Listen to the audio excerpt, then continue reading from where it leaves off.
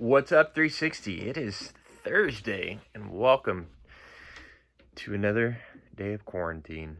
Um, so, we've been talking this week about love and showing love, and I don't know how it is in your household or in your life, how often you use the phrase or the words love or I love you. Maybe it's just with um, your friends.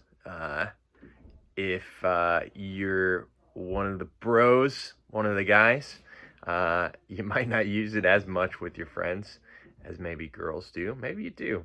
Um, Maybe you use it with your parents only. Maybe you use it with your girlfriend or boyfriend. Maybe you don't use it hardly at all. Or maybe your parents just don't say it that much, or you don't say it that much to them.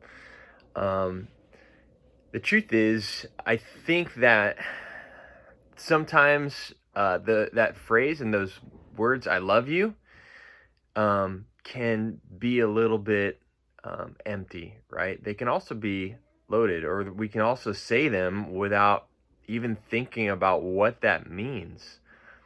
And I'm definitely guilty of this. I know that even I've ended some of these videos or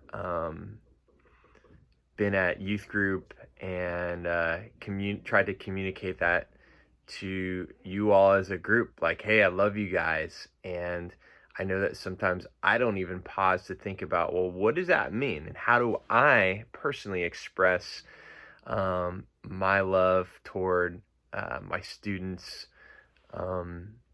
in action? And that's what we're kind of talking about today.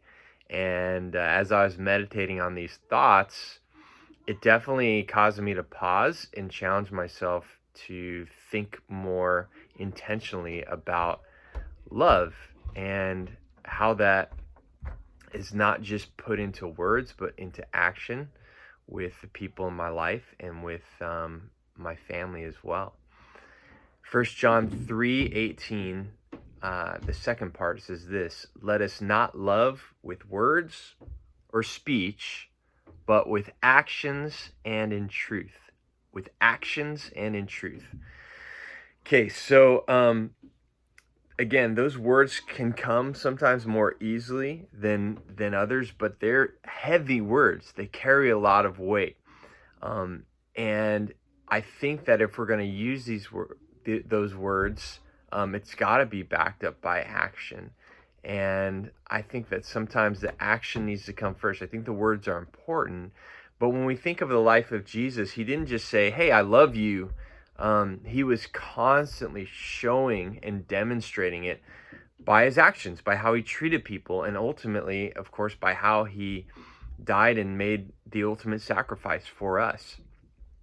And we never have to question how God feels about us and how God loves us, because he backed up his claims with action. He calls us to love others in the same way.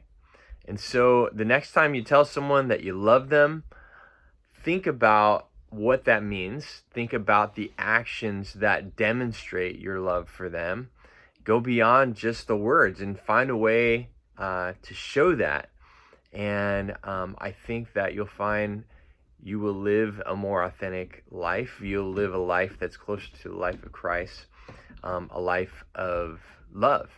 And so think about, how do you connect your actions with those words? That's your challenge today. And we'll see you guys tomorrow. Hope you have a great Thursday.